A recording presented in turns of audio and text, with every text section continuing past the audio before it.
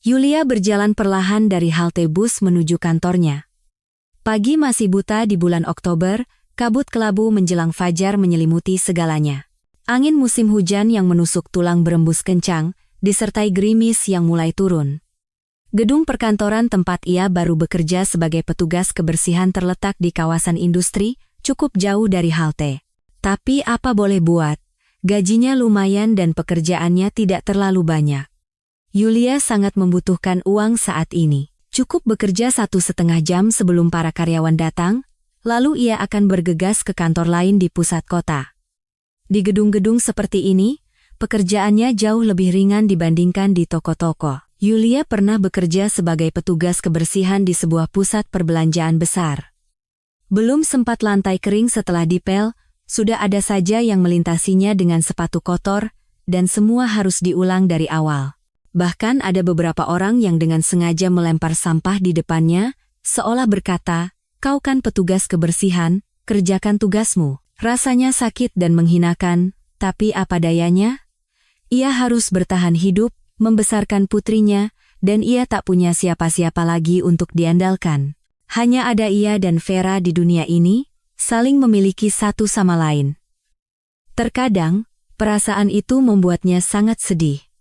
Tak ada bahu pria yang tegar untuk bersandar, semuanya harus ia lakukan sendiri. Yulia tak pernah merasakan kasih sayang orang tua. Ia melihat bagaimana ayah dan ibu menjadi sandaran dan dukungan bahkan bagi orang dewasa sekalipun. Tetangganya, misalnya, bisa dengan tenang menitipkan anak-anaknya pada kakek nenek mereka untuk beristirahat. Orang tuanya sering membawakan oleh-oleh dan memberinya uang.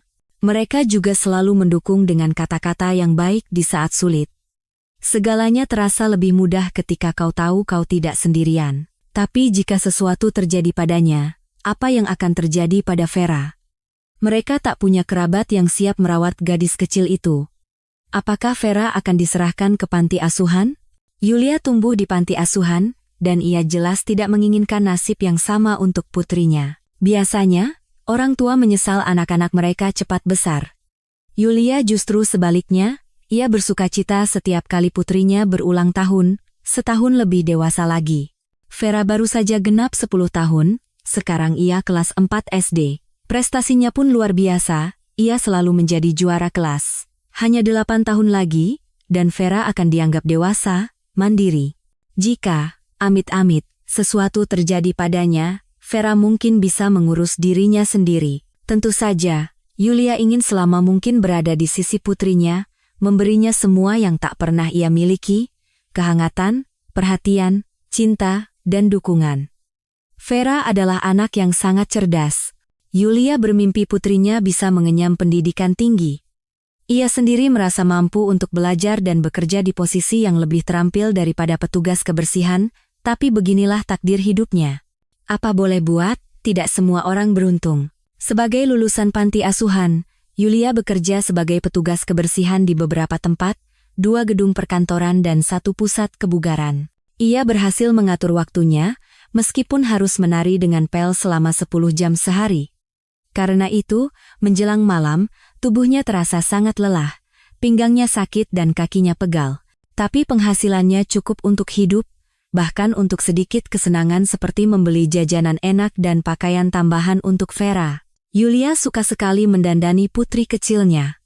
Ia tak pernah memikirkan dirinya sendiri. Untuk apa menarik perhatian pria?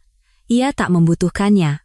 Hubungannya dengan ayah Vera sudah cukup memberinya pelajaran bahwa kebahagiaan pribadi bukanlah untuknya. Tentu, kadang ia berkhayal tentang seorang pangeran yang akan melindungi mereka berdua dari semua kesulitan hidup. Namun, pada saat yang sama, ia sadar bahwa pangeran seperti itu tidak ada, itu hanyalah gambaran ideal yang diciptakan dalam angan-angan. Yulia pernah mencoba bekerja sebagai pramuniaga. Pekerjaannya tampak lebih ringan dan gajinya lebih besar.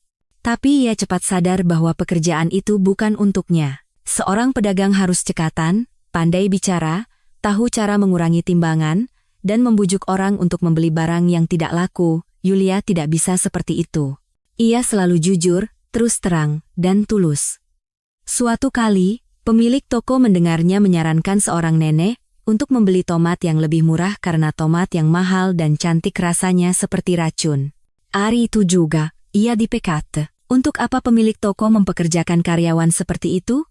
Yulia pun kembali ke pekerjaannya yang biasa, membersihkan kantor, toko, dan lobi gedung.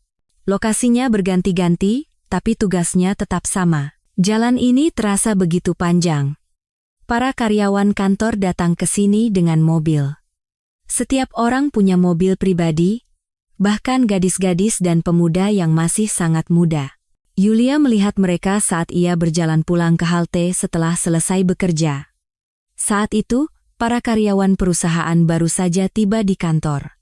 Di antara semua karyawan di sini, ia memperhatikan seorang wanita muda, usianya sekitar 30-an, sebaya dengannya. Mobil impor merahnya berkilauan di bawah sinar matahari, kacamata hitam, rambut tergerai. Ia tampak begitu modis, begitu elegan. Yulia suka berfantasi tentang kehidupan wanita itu, membayangkan dirinya berada di posisinya. Dialah, Yulia, yang duduk di belakang kemudi mobil mewah itu. AC di dalam kabin menyala sejuk, melodi favoritnya mengalun dari radio. Ia punya suami yang kaya dan tampan, orang tua yang peduli yang memberinya awal yang baik dalam hidup. Ia dihargai di tempat kerja karena kemampuannya menyusun laporan dan merencanakan hidup dengan baik, mimpi. Tapi gedung kantor masih jauh di depan. Setiap pagi, Yulia harus bangun pukul 4:30, menempuh perjalanan 1 jam dengan bus melintasi kota, lalu berjalan kaki setengah jam lagi dari halte ke kantor. Yulia tinggal bersama putrinya di pinggiran kota, di sebuah rumah susun sederhana. Setelah lulus dari panti asuhan, ia mendapatkan 1 unit apartemen kecil sebagai anak yatim piatu. 1 kamar tidur kecil yang merangkap ruang tamu, dapur seluas 6 meter persegi, kamar mandi dengan pipa-pipa berkarat yang sudah lama butuh perbaikan, dan lantai kayu yang berderit. Tapi Yulia bahagia. Setelah bertahun-tahun hidup di kamar bersama, akhirnya ia punya sudutnya sendiri. Yulia mengubahnya menjadi sarang yang nyaman, sebuah pelabuhan tenang tempat ia berlindung dari badai kehidupan. Di sini, ia merasa nyaman dan damai. Ia punya rumah sendiri. Saat masih menjadi penghuni panti asuhan, Yulia mendaftar di sebuah akademi pariwisata, memilih jurusan tata boga. Ia selalu suka belajar. Para guru mengakui bahwa ia memiliki ingatan yang sangat baik dan bakat dalam matematika, tapi tentu saja, pendidikan tinggi saat itu hanyalah angan-angan. Ia harus segera mendapatkan keahlian kerja. Setelah lulus dari panti asuhan, ia hanya perlu 1 tahun lagi untuk menyelesaikan studinya di akademi, dan kemudian, pekerjaan impiannya menanti sebuah profesi yang pasti tidak akan membuatnya kelaparan. Yulia menjalani pendidikannya dengan mudah. Ijazah dengan predikat cum laude sudah di depan mata.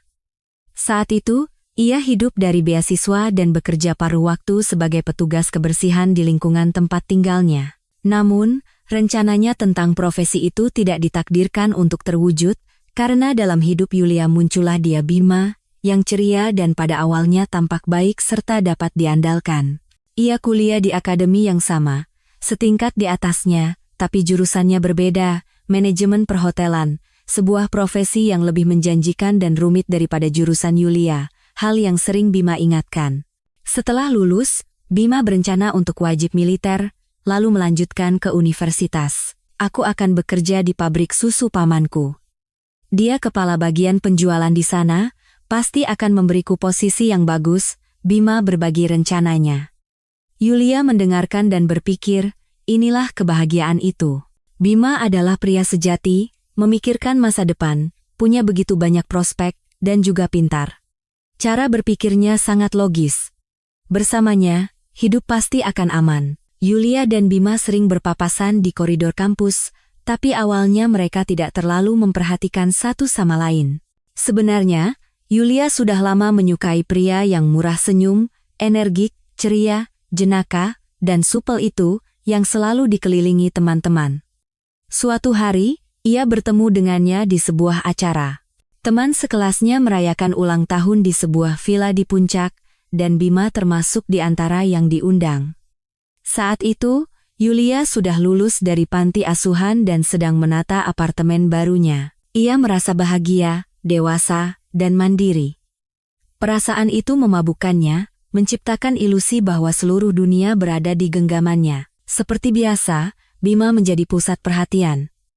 Banyak gadis mencoba merayunya, tapi ia hanya menanggapinya dengan candaan. Yulia tertawa tulus mendengar leluconnya dan bahkan sempat bertukar beberapa patah kata dengan sang bintang kampus itu. Dia memberinya perhatian, sungguh luar biasa. Dia bahkan setuju dengan pendapatnya, mendukungnya dalam percakapan, lalu, sesuatu yang luar biasa terjadi. Hari sudah malam, anak-anak muda sedang berpesta di dalam villa yang disewa untuk semalam. Yulia tiba-tiba merasa gerah. Ia sangat ingin keluar untuk menikmati udara malam yang sejuk dan keheningan hutan pinus. Tentu saja, ia tidak berniat pergi jauh dari villa, siapa tahu ada apa-apa. Ia tidak ingin menjadi tokoh dalam film horor. Yulia memutuskan untuk turun ke danau dan duduk sejenak di tepiannya, mendengarkan derik jangkrik dan mengagumi bintang-bintang yang besar, terang, dan terasa begitu dekat. Di kota, pemandangan seperti ini takkan terlihat. Melalui tangga kayu yang goyah, Yulia turun ke tepi air. Di sana ada sebuah bangku kayu yang sudah lapuk, masih menyimpan kehangatan matahari yang menyinarinya sepanjang hari. Begitu nyaman duduk di sana, memandangi riak di permukaan danau dan jejak bulan yang berkilauan memesona, dan kemudian, dia datang. Bima. Ia duduk di sebelahnya tanpa berkata apa-apa. Yulia menatapnya dengan heran. Pria itu tersenyum dengan senyumnya yang paling menawan dan memecah keheningan. Tidak keberatan ditemani, dia masih bertanya. Tentu saja Yulia setuju dengan sepenuh hati. Bima sendiri yang menghampirinya, seorang gadis biasa. Begitu banyak gadis cantik di kampus yang mengejarnya, tapi dia malah duduk di sini bersamanya. Kau suka pestanya? Tanya Bima. Di sana seru, aku Yulia, tapi aku lebih suka di sini. Aku belum pernah melihat bintang sebesar ini. Kau tidak pernah keluar kota? Pernah, tentu saja, jawab Yulia. Setiap musim panas, panti asuhan mengirim anak-anak asuhnya ke perkemahan. Tapi di sana, jam malam sangat awal. Jadi, ini adalah pertama kalinya Yulia benar-benar mengagumi langit berbintang yang tidak terhalang oleh cahaya lampu kota. Indah. Bima setuju, matanya menatap ke langit. Tapi tahu tidak apa yang lebih indah di sini. Yulia menggelengkan kepalanya. Kamu, jawab Bima, menatap lurus ke mata lawan bicaranya. Itu bukan pujian pertama yang Yulia dengar dalam hidupnya. Sejak kecil, para pengasuh selalu mengatakan bahwa ia sangat manis.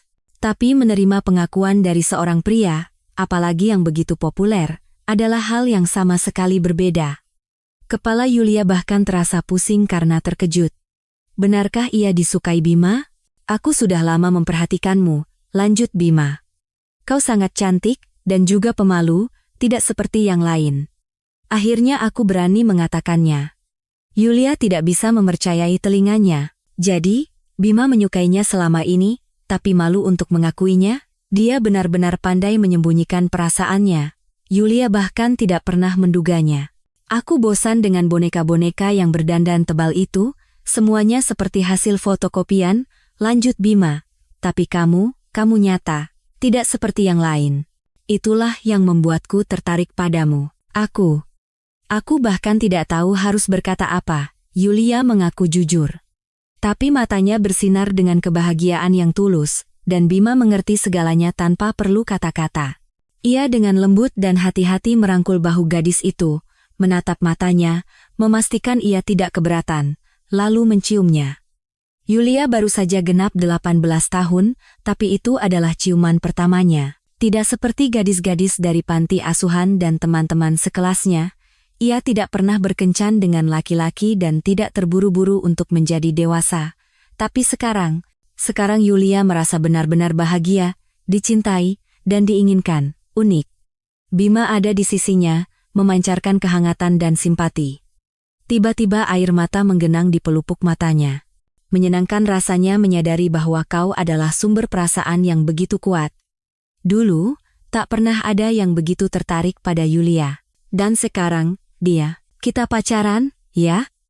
Bima menawarkan begitu saja. Tentu saja, Yulia langsung mengiyakan. Hatinya serasa bernyanyi. Sepertinya hidupnya akan berubah 180 derajat, dan semuanya akhirnya akan baik-baik saja. Tak ada lagi malam-malam yang sepi dan kerinduan akan belahan jiwa. Baru kemudian, dari teman-teman mereka, Yulia tahu apa yang sebenarnya menarik Bima, apartemennya yang kosong, tempat ia bisa mengadakan pesta dan hidup bebas dari omelan dan kontrol orang tua. Bima tahu Yulia berasal dari panti asuhan dan lulusannya akan diberikan tempat tinggal sendiri. Karena itulah ia muncul dalam hidupnya tepat pada saat itu. Ia mendambakan kebebasan dari orang tuanya, yang selalu menuntut sesuatu darinya. Rencana pria itu berjalan mulus. Bima pindah ke apartemen Yulia. Sekarang teman-temannya sering berkunjung.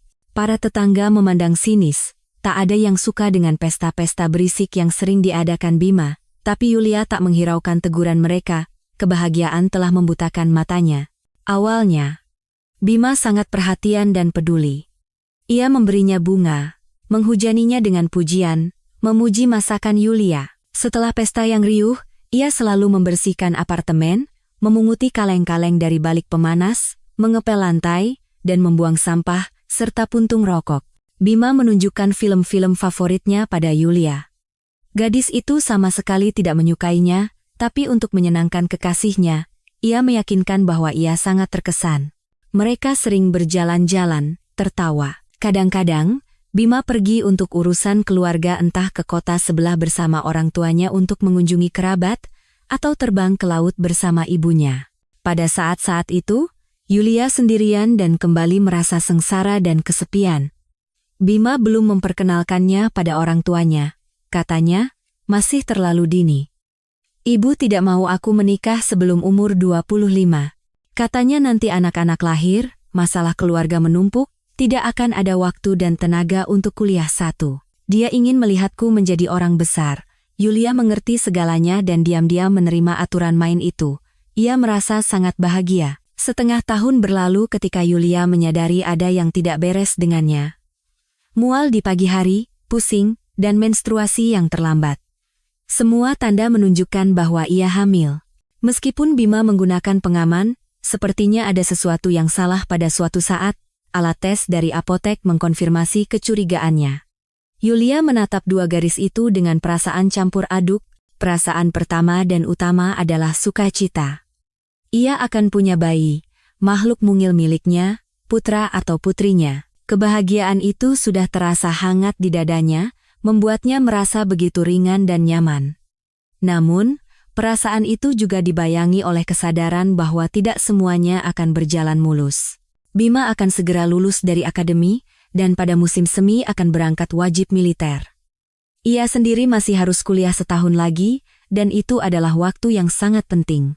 Ia harus mempersiapkan kelulusan, mengerjakan tugas akhir, banyak praktik. Bagaimana ia bisa melakukan semua itu, pertama dengan perut besar, lalu dengan bayi di tangan, dan Bima.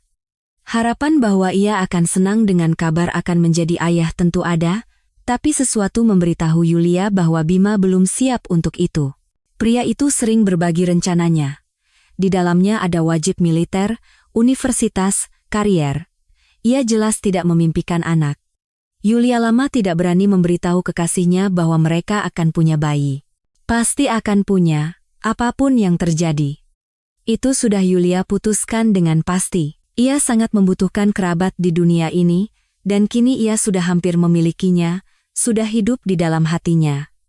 Ia tidak akan pernah dengan sukarela melepaskan hadiah seperti itu, apapun yang terjadi. Suatu hari, Yulia akhirnya memilih momen yang tepat. Mereka sedang berbaring di sofa menonton film. Bima minum bir sambil mengunyah keripik. Ia menawari Yulia, tapi tentu saja Yulia menolak. Bima, kita akan punya anak. Gadis itu lama berpikir bagaimana memulainya, dan akhirnya memutuskan untuk mengatakannya secara langsung. Pria itu tersedak keripik. Kamu yakin? Tanyanya setelah terbatuk-batuk. Tidak mungkin salah. Kita kan sudah hati-hati, bagaimana bisa? 3 alat tes menunjukkan 2 garis. Wah, gawat. Bima tiba-tiba duduk dan menempelkan tangan ke dahinya. Ini sih salah paham. Yulia merasa sakit mendengar kata konyol itu. Anak mereka bukan salah paham. Oke, Bima terus mencoba menenangkan diri. Baiklah, aku akan cari uangnya. Kita lakukan di klinik swasta, cepat, aborsi, dan bahkan tidak akan ada catatan di kartu medismu. Aku harus menelepon Anton, tahun lalu dia mengalami situasi yang sama. Tidak, bantah Yulia. Hatinya pahit karena harapannya tidak terwujud. Bima tidak ingin menjadi ayah. Tapi, setidaknya ia punya keinginan besar untuk menjadi ibu. Itu sudah lebih dari cukup. Apa maksudmu tidak? Bima tidak mengerti. Tidak akan ada aborsi. Kau sadar tidak apa yang kau katakan? Pria itu lepas kendali. Yulia menatap wajahnya yang ketakutan dan penuh amarah, dan tidak mengerti apa yang dulu membuatnya begitu tertarik pada manusia lemah dan histeris ini. Benarkah dulu ia tampak dapat diandalkan dan menawan? Aku sangat mengerti, gadis itu menggelengkan kepala. Entah kenapa, saat ini ia merasa jauh lebih dewasa dari Bima, meskipun Bima setahun lebih tua. Kurasa tidak, Bima terus berdebat. Bagaimana kau akan menyelesaikan kuliah? Dengan apa kau akan membesarkan dan memberinya makan? Jangan harap padaku. Aku menentang anak ini. Kalau kau mulai menuntut sesuatu melalui pengadilan, kau hanya akan mendapat masalah. Tanteku bekerja sebagai hakim, jadi semuanya sudah diatur di sana. Yulia mendengarkan dalam diam. Ia tahu Bima dan orang tuanya punya koneksi di mana-mana. Di suatu tempat ada paman, di tempat lain ada tante, di tempat lain lagi ada teman ayahnya. Pasti menyenangkan merasa begitu terlindungi dari segala sisi. Dan dia sendiri? Sepertinya ia harus kembali sendirian. Meskipun sekarang tidak sendirian lagi, bersama bayinya. Memikirkan anaknya, Yulia tersenyum. Apa yang kau senangi? Bima heran. Dia masih bisa tersenyum. Apa yang lucu dari situasi ini? Kau lucu sekali kalau sedang marah. Yulia tertawa terbahak-bahak. Dasar gila, simpul Bima. Ia sudah membuka lemari dan buru-buru memasukkan barang-barangnya ke dalam ransel. Aku tidak mau tinggal bersamamu semenit pun lagi. Yulia merasakan hal yang sama. Untunglah Bima sendiri yang memutuskan untuk pergi. Ia tidak perlu mengusir pengkhianat ini. Tentu saja, setelah sendirian di apartemennya, gadis itu akhirnya menumpahkan air matanya. Yulia sadar, hidupnya akan sulit, sangat sulit, tapi demi anaknya, ia akan mengatasi segalanya. Bima kemudian beberapa kali menelepon Yulia dan menemuinya di kampus, membujuknya untuk melakukan aborsi. Kadang ia menjanjikan imbalan, kadang mengancam, kadang melukiskan gambaran masa depan yang suram bagi seorang ibu tunggal. Gadis itu berusaha menghindari mantan kekasihnya dengan segala cara. Untunglah ia akan segera lulus dari akademi, lalu pergi wajib militer selama setahun. Tanpanya, akan lebih mudah. Liburan musim panas tiba saat Yulia sedang ujian semester. Perutnya belum terlihat, tak ada yang menduga kehamilannya. Tapi di musim panas, semuanya menjadi jelas. Usia kehamilannya sudah cukup besar, dan Yulia harus memperbarui pakaiannya. Di akhir musim panas, saat USG di puskesmas, dokter mengatakan jenis kelamin bayinya adalah perempuan. Yulia menatap monitor dan menangis haru. Ia bisa melihat dengan jelas profil putrinya, hidung pesek, dahi menonjol, sungguh sebuah keajaiban. Janinnya sehat, perkiraan lahir sekitar 15 Oktober, kata dokter USG dengan datar, 15 Oktober. Masih banyak yang harus disiapkan sebelum tanggal itu. Yulia butuh uang, jadi ia resmi bekerja di pengelolaan gedung tempat tinggalnya. Sekarang gadis itu tidak hanya bekerja sebagai petugas kebersihan, tapi juga membersihkan lobi-lobi gedung. Gajinya naik beberapa kali lipat, tapi pekerjaannya juga bertambah. Berat bagi Yulia untuk bekerja fisik, tapi apa boleh buat. Beruntung ia diterima saat wawancara kerja. Gadis itu dengan cermat menyamarkan perutnya yang mulai membuncit dengan blus longgar. Tentu saja, kemudian ketua pengelola gedung itu memarahinya. Jadi kau datang melamar kerja dengan perut buncit, ya? Sekarang kau akan dapat cuti sakit, lalu cuti melahirkan. Kau sadar tidak kalau kau sudah merepotkan kami? Semua anak panti memang licik dan licin seperti ini. Yulia diam saja. Tentu tidak baik menyembunyikan kehamilan saat melamar kerja. Itu tidak jujur. Tapi apa pilihannya? Yulia tidak memerlukan cuti sakit. Kehamilannya berjalan dengan sangat lancar. Ia mengambil cuti melahirkan pada waktunya, dan setelah itu, ia tetap melanjutkan pekerjaan mengepel secara tidak resmi. Ia harus menabung sebanyak mungkin uang untuk kelahiran putrinya. Yulia mempersiapkan segalanya dengan matang. Ia membeli tempat tidur bayi, kereta dorong, dan pakaian bayi bekas. Uangnya tidak cukup untuk membeli yang baru, dan apa bedanya?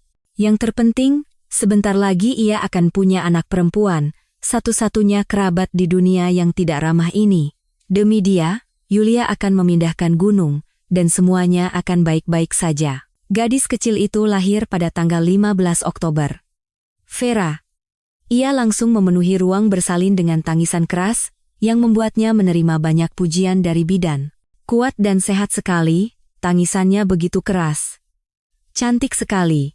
Yulia sudah lama memutuskan untuk menamai putrinya Vera, sebagai simbol keyakinan. Vera dalam bahasa Rusia berarti iman atau keyakinan akan kehidupan yang bahagia.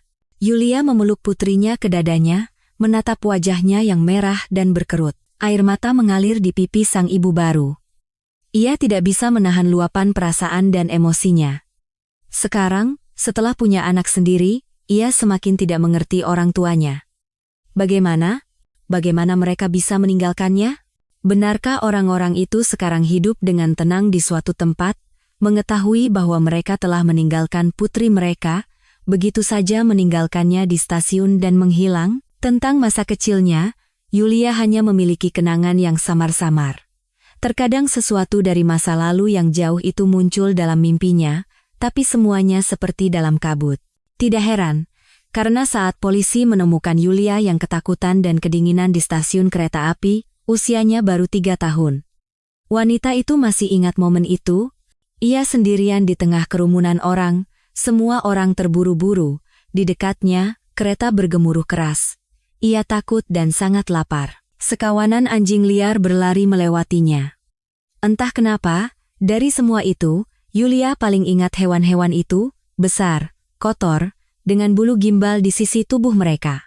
Tapi gadis kecil itu saat itu tidak takut pada mereka, ia takut karena ditinggal sendirian. Sebelumnya, ada orang dewasa bersamanya, orang dewasanya, mungkin orang tuanya. Mereka bersama-sama naik kereta, berlari ke suatu tempat, duduk di tangga yang gelap dan dingin, tempat kerumunan orang hilir mudik. Terkadang, seseorang melemparkan koin ke dalam kotak di samping Yulia. Wanita itu masih ingat detail sepele itu, denting koin saat membentur dasar kotak. Baru setelah dewasa, ia mengerti bahwa orang tuanya mungkin mengemis. Tapi kenapa? Apa yang terjadi? Mengapa mereka tidak bekerja? Secara penampilan, Yulia tidak terlihat seperti Gypsy. Mata biru, rambut pirang terang, penampilan yang sangat Slavia. Polisi mencoba mencari orang tua gadis itu, tetapi penyelidikan tidak membuahkan hasil. Karena itu, pada usia 3,5 tahun, Yulia menjadi penghuni panti asuhan. Dari kerabatnya, yang tersisa hanyalah nama dan sebuah liontin berbentuk kunci. Perhiasan perak dengan tali lilin sederhana itu ada di leher gadis kecil itu pada hari ia ditemukan di stasiun. Yulia tahu namanya dengan sangat baik, bahkan di usianya yang baru 3 tahun, dan dengan percaya diri menyebutkannya kepada polisi.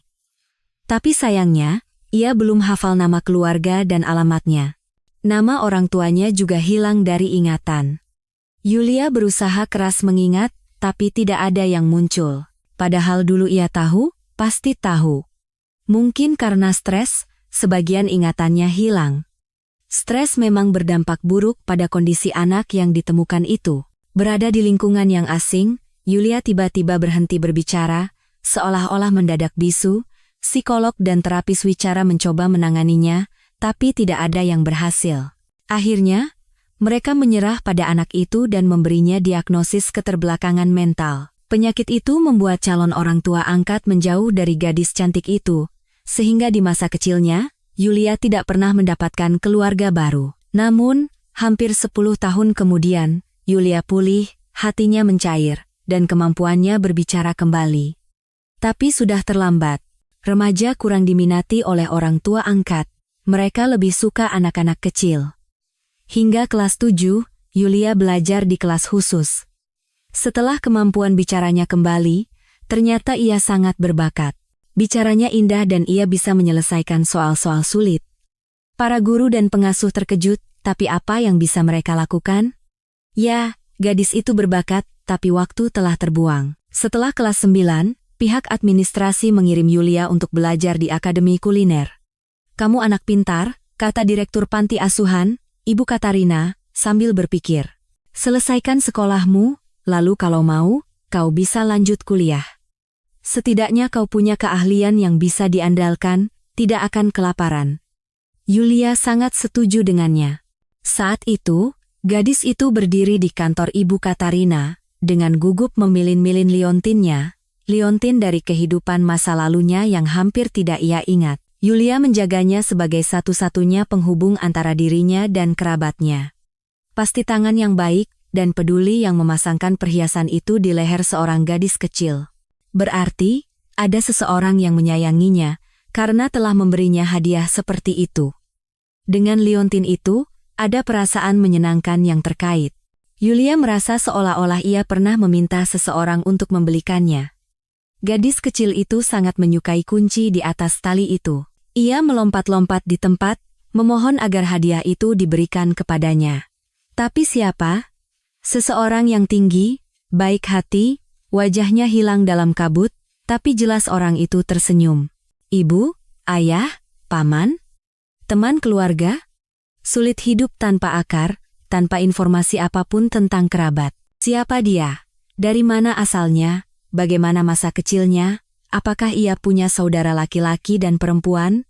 Apa yang terjadi padanya? Dan mengapa orang tuanya meninggalkannya di stasiun? Sebagai seorang remaja, Yulia mengarang cerita-cerita paling luar biasa tentang hal ini, dan selalu menemukan alasan yang masuk akal untuk tindakan orang tuanya. Entah mereka dikejar oleh para bandit yang ingin merebut bisnis ayahnya yang berpengaruh, dan untuk menyelamatkan putri mereka dari pembalasan, mereka meninggalkannya di stasiun. Atau gadis itu membayangkan bahwa ia diculik oleh Gipsy untuk mengemis. Ngomong-ngomong, versi inilah yang sempat diselidiki oleh polisi, tapi tidak ada titik terang.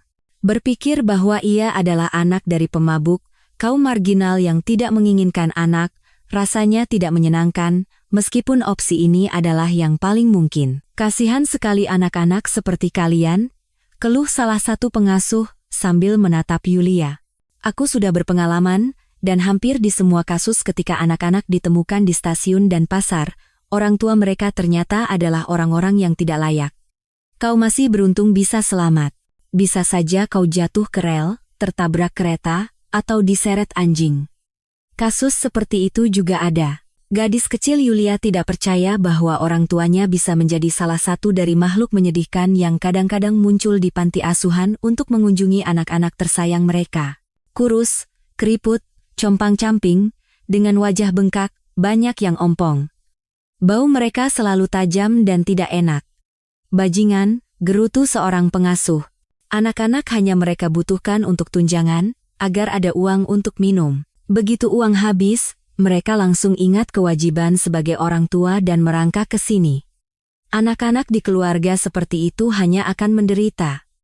Lebih baik di sini, di rumah negara. Ibumu mungkin juga seperti itu. Ayahmu mungkin bahkan tidak tahu tentang keberadaanmu." Awalnya, gadis itu tidak percaya bahwa orang tuanya adalah kaum marginal, tetapi setelah dewasa, ia mengerti bahwa kemungkinan itu ada. Hanya saja, liontin perak itu, benda yang begitu indah dan halus. Makhluk-makhluk hina seperti yang kadang-kadang merangkak ke panti asuhan tidak mungkin memilih perhiasan seperti itu untuk seorang anak. Yulia menjaga liontin itu seperti biji matanya, bahkan tidur dengan liontin itu di lehernya. Suatu hari, gadis itu menyadari bahwa perhiasannya hilang. Saat itu ia masih kelas 3, belum bisa berbicara. Yulia masih ingat histeria yang ia alami saat itu. Rasanya seperti bersama dengan liontin itu, hilang pula harapan akan masa depan, akan pertemuan dengan orang tuanya, akan semua hal yang baik. Yulia berteriak, kejang-kejang, tidak bisa makan dan minum. Ketika tenaganya habis, ia hanya duduk di sudut, bergoyang-goyang, dan merintih pelan. Salah satu pengasuh mengerti apa masalahnya. Sementara para dokter dan guru mencoba menenangkan si kecil, wanita itu bergegas ke ruang olahraga, tempat kelompok Yulia baru saja selesai pelajaran, dan menemukan liontin itu terselip di celah antara matras. Melihat perhiasannya, Yulia langsung tersenyum. Air matanya mengering, dan ekspresi bahagia muncul di wajahnya. Yulia memeluk erat pengasuh yang peduli itu. Para staf menghela napas lega, masalahnya terpecahkan. Sayang sekali tidak semua staf panti asuhan seperhatian wanita muda itu. Selama bertahun-tahun di institusi itu, Yulia harus menanggung banyak hal. Penghinaan dan pelecehan dari orang dewasa, ejekan dari teman sebaya, bahkan pukulan. Gadis itu sabar dan menunggu saat kelulusannya, saat ia akhirnya akan bebas dan mandiri. Dan sekarang, sesuatu yang bahkan belum pernah Yulia impikan telah menjadi kenyataan, ia punya seorang putri, anaknya sendiri. Untuk itu, ia harus meninggalkan akademi. Yulia perlu mencari nafkah dan merawat anaknya, bagaimana mungkin ia bisa belajar, pendidikan bisa ia dapatkan nanti. Yang terpenting sekarang adalah putrinya, begitu cantik, begitu tak berdaya. Di sampingnya, Yulia merasa sangat dewasa dan kuat. Vera akan memiliki masa kecil yang sesungguhnya. Dengan pesta ulang tahun, jalan-jalan bersama ibu di kota, gaun-gaun cantik, dan mainan miliknya sendiri, bukan mainan bersama.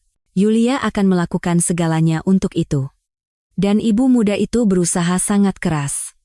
Ia bekerja keras, dan semua waktu luangnya ia curahkan untuk putrinya. Vera tumbuh menjadi gadis yang sehat dan cerdas. Ia membalas ibunya dengan cinta dan perhatian. Pada usia 7 tahun, Vera sudah belajar memasak, dan ia sudah bisa bersih-bersih sejak di taman kanak-kanak. Gadis kecil itu melihat betapa beratnya ibunya bekerja, dan berusaha membantunya dalam segala hal. Ia juga belajar dengan baik. Vera tidak perlu disuruh mengerjakan PR, nilai B jarang sekali mampir di rapornya. Bima tidak pernah sekalipun menanyakan kabar anaknya. Yulia pun tidak mengharapkan keajaiban, ia tidak lagi percaya pada hal itu. Suatu kali, ia bertemu ayah putrinya di sebuah pusat perbelanjaan. Ia berjalan sambil merangkul seorang gadis cantik, tersenyum dengan senyum khasnya yang menawan, menatap mata pasangannya dengan terpukau. Semua itu begitu akrab. Yulia muda dulu tergila-gila pada perilaku Bima yang seperti itu. Dan ternyata dia adalah seorang pengkhianat dan pengecut. Mungkin gadis cantik ini juga akan mengalami kekecewaan. Yulia bahkan merasa sedikit kasihan padanya. Tentu saja, wanita itu sadar akan tiba saatnya Vera mulai bertanya tentang ayahnya, dan ia belum tahu harus menjawab apa. Ia jelas tidak ingin berbohong padanya, tapi menutup-nutupinya juga bukan pilihan. Yulia sangat mengerti bagaimana rasanya hidup tanpa tahu apa-apa tentang orang tua. Putrinya tentu lebih beruntung, ia punya seorang ibu. Tapi bagi Vera, mengetahui tentang ayahnya juga sangat penting, betapa rumitnya semua ini. Yulia berharap putrinya tidak akan segera datang padanya dengan percakapan serius itu. Akhirnya sampai juga di gedung kantor. Satpam membukakan pintu untuk Yulia. Pria berusia 40-an itu selalu tersenyum dan mengedipkan mata pada petugas kebersihan muda itu setiap kali ia datang bekerja. Wanita itu tidak menanggapi godaan itu, masalah dan urusannya sudah cukup banyak, tidak ada waktu untuk romansa, dan tidak ada keinginan juga. Gedung itu, seperti biasa, menyambut Yulia dengan keheningan dan keremangan. Para karyawan mungkin baru saja bangun dan mulai bersiap-siap untuk bekerja. Sebelum mereka datang, ia harus selesai mengepel lantai di koridor dan kantor-kantor. Ruang penyimpanan peralatan dan seragam berada di bawah tangga. Yulia masuk, mengenakan seragamnya, mengikat rambutnya di bawah penutup kepala, dan menatap dirinya di cermin. Usianya belum genap 30, tapi betapa lelah sorot matanya. Lingkaran hitam di bawah mata itu. Harus melakukan sesuatu, mungkin membeli krim wajah atau semacamnya. Di lehernya, perhiasan kesayangannya berkilau, kunci perak itu. Yulia masih tidak pernah berpisah dengan liontin dari masa lalunya. Itu telah menjadi semacam jimat baginya. Rasanya seolah-olah kunci kecil itu melindunginya dari semua kemalangan dan kesialan. Andai saja ia tahu siapa yang pertama kali memasangkannya untuknya. Apakah ini akan selamanya menjadi rahasia? Sambil tersenyum pada bayangannya, wanita itu mengambil ember dan pel, lalu menuju ke lantai atas. Ia selalu mulai membersihkan dari atas. Victor duduk di kantornya mengerjakan laporan lain yang baru saja diserahkan oleh akuntan untuk ditandatangani. Angka-angkanya menggembirakan. Perusahaan konstruksinya berkembang pesat, keuntungan stabil meningkat, jumlah klien bertambah. Bisnis berjalan lancar, dan itu sangat bagus. Pak Victor, mau saya buatkan kopi? Sekretarisnya, Alena, melongok ke dalam ruangan. Gadis yang baik, putri mantan teman sekelasnya. Ia kesulitan mencari pekerjaan setelah lulus kuliah, jadi temannya itu meminta tolong atas dasar persahabatan lama untuk mencarikannya tempat. Victor tidak menolak. Ia sering menerima permintaan seperti itu dari teman dan kenalan. Anak-anaknya sendiri masih kecil, tidak terlalu kecil, sudah sekolah. Timo kelas 8, dan Rania akan menyelesaikan kelas 5. Anak-anak yang luar biasa dan manis. Istrinya, Christina, tidak bekerja setelah kelahiran anak pertama mereka. Ia mendedikasikan seluruh dirinya untuk anak-anak. Sejak usia dini, ia membawa mereka ke berbagai kelas pengembangan. Selain itu, anak-anak mereka juga serius menekuni olahraga, putranya hoki, dan putrinya senam ritmik. Semua ini tentu membutuhkan investasi waktu, uang, dan tenaga yang tidak sedikit. Soal keuangan, Victor sepenuhnya menanggung keluarga, dari A sampai Z. Sisanya menjadi tanggung jawab Christina, dan hasilnya mengesankan. Sesekali, istrinya mengundang Victor ke kompetisi dan turnamen, di mana anak-anaknya selalu menunjukkan hasil yang luar biasa. Pria itu bangga pada Timo dan Rania, dan sangat mencintai mereka serta istri mudanya. Bisnis, stabilitas finansial, rumah besar yang nyaman, keluarga yang harmonis, istri yang cerdas dan cantik yang selalu mengerti, tidak pernah membuat keributan, dan selalu mendukung. Tampaknya, apalagi yang dibutuhkan untuk bahagia, tapi Victor tidak bisa menyebut dirinya benar-benar bahagia. Ada luka di hatinya yang tidak akan pernah hilang, dan pria itu sangat menyadarinya. Dulu, Victor memiliki kehidupan yang sangat berbeda. Saat itu ia bekerja di pabrik, hanya seorang operator mesin fries biasa, dan gajinya hanya sedikit di atas rata-rata di kota provinsi mereka. Tapi saat itu, pria itu sangat bangga pada dirinya sendiri, bahagia, dan tanpa beban. Victor tidak bisa membeli mobil mahal dari dealer atau berlibur ke luar negeri seperti sekarang. Ia mencicil kulkas impor dan mengajak istrinya ke restoran hanya pada hari-hari besar, bukan Christina. Saat itu Victor menikah dengan gadis tetangganya, Kania. Tapi meskipun begitu, pria itu merasa jauh lebih bahagia daripada sekarang, sebagai seorang pengusaha sukses dan ayah dari 2 anak yang luar biasa. Alena masuk ke ruangan dengan secangkir kopi yang masih mengepul. Tinggi, langsing, berambut pirang, dengan mata biru cerah. Begitu mirip dengan, tidak, lebih baik tidak diingat, terlalu menyakitkan, terlalu berat. Victor sudah menghabiskan banyak waktu dan uang untuk psikolog. Untuk sementara, itu memberinya kelegaan, tapi kemudian rasa sakit dan kenangan itu kembali lagi. Ia hanya harus belajar untuk hidup dengannya. Terkadang Victor berhasil. Begitu banyak urusan, begitu banyak kekhawatiran dan kerepotan sehari-hari. Perusahaan menuntut banyak waktu dan perhatian, anak-anak setiap hari menggembirakannya dengan kesuksesan baru, istri yang cantik dan penuh kasih mengalihkannya dengan percakapan tentang masa depan. Begitu menyenangkan membangun rencana dan bermimpi bersamanya. Dalam pusaran kesibukan itu, pikiran-pikiran berat untuk sementara waktu surut. Tapi begitu ia berhenti sejenak atau melihat sesuatu yang mengingatkannya pada masa-masa itu, sebuah detail sepele, mimpi buruk yang telah dialami kembali menghantam dengan kekuatan baru. Seperti sekarang, Alena hanya membawakan kopi, dan di bawah sinar matahari siang, mata birunya yang indah bersinar sangat ekspresif. Victor langsung teringat mata lain, mata yang penuh rasa ingin tahu, penuh kasih, terbuka lebar, dan sama birunya. Itu adalah mata putri sulungnya, gadis kecilnya, yang sekarang usianya sudah lebih tua dari Alena. Terakhir kali ia melihatnya saat berusia 3 tahun. Sekarang Yulia sudah berusia 29 tahun 3 bulan. Victor setiap tahun secara mental meniup lilin di kue ulang tahunnya, dan tentu saja tahu persis usia putri sulungnya. Bahwa ia masih hidup di suatu tempat, mungkin dengan nama dan marga yang berbeda, pria itu tidak ragu. Fakta-fakta menunjukkan sebaliknya, tapi sebagai seorang ayah, ia merasa Yulia masih hidup, hanya saja, menemukannya sepertinya tidak mungkin. Ia telah mencoba, baik saat itu maupun bertahun-tahun kemudian, tapi jejak Yulia tidak pernah ditemukan. Rasa bersalah dan kehilangan yang tak tergantikan menjadi teman setia Victor. Kebahagiaannya setelah kejadian itu tidak pernah utuh. Victor bisa menyebutkan dengan tepat hari terakhir ia merasa tenang dan santai. Itu adalah tanggal hilangnya Yulia. Hari Minggu, hari liburnya. Hari itu, Victor memutuskan untuk memberikannya sedikit istirahat. Aku dan Yulia akan pergi ke taman kota, jalan-jalan di sana, memberi makan ikan, dan kau istirahatlah. Kau kan sering mengeluh lelah, kata suami yang perhatian itu. Wah, asyik sekali.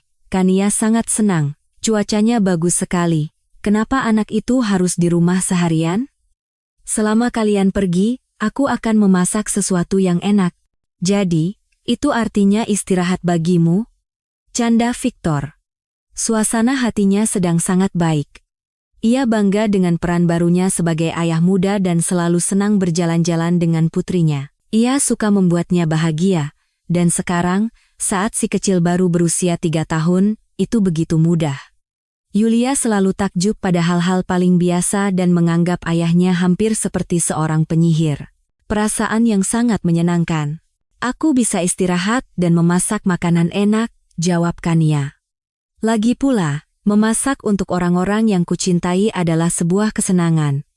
Victor memeluk istrinya. Mereka sudah saling kenal sejak kecil. Pada usia Yulia, Victor dan Kania bersama anak-anak lain dari kompleks mereka bermain di kotak pasir. Kemudian mereka masuk ke kelas yang sama. Jadi Victor bahkan tidak ingat hidup tanpa Kania. Ia selalu ada di sisinya, orang yang akrab, pengertian, dan dapat diandalkan. Dan ketika Yulia lahir, keluarga mereka menjadi benar-benar bahagia. Victor ingat saat menjemput istrinya dari rumah sakit bersalin. Kerabat dan teman-teman ikut bersamanya. Victor memegang buket mawar besar, dan entah kenapa merasa sangat gugup. Akhirnya, di ambang pintu muncullah Kania dengan buntalan mungil yang diikat pita merah muda besar. Victor menyingkap ujung selimut dan menatap takjub pada si kecil. Gadis itu tidur lelap. Di pipinya yang montok, bulu mata yang lebat dan gelap terbaring, sama seperti miliknya. Sepanjang masa kecilnya, Victor sering diejek karena mengambil semua bulu mata panjang untuk dirinya sendiri, sehingga ada gadis lain yang tidak kebagian. Dan sekarang, bulu mata yang sama ia lihat pada putrinya, ada satu lagi kemiripan, tahi lalat kecil di atas bibir atas. Pria itu masih ingat perasaannya saat pertemuan pertama itu. Gelombang hangat cinta dan kelembutan menyelimutinya. Ia ingin menjadi pelindung yang andal bagi makhluk mungil yang tak berdaya ini. Putri mereka akan bahagia. Ia akan memberinya semua yang dibutuhkan untuk masa kecil yang tanpa beban, melindunginya dari kesulitan hidup, dan mengisi setiap harinya dengan sukacita. Victor sudah lupa bahwa ia pernah memimpikan seorang putra. Gadis ini, makhluk mungil yang manis ini, dalam sekejap menjadi pusat alam semestanya. Pria itu nyaris tidak bisa menahan air mata haru, tidak pantas menangis di depan semua orang. Tapi Kania tentu mengerti apa yang terjadi pada suaminya.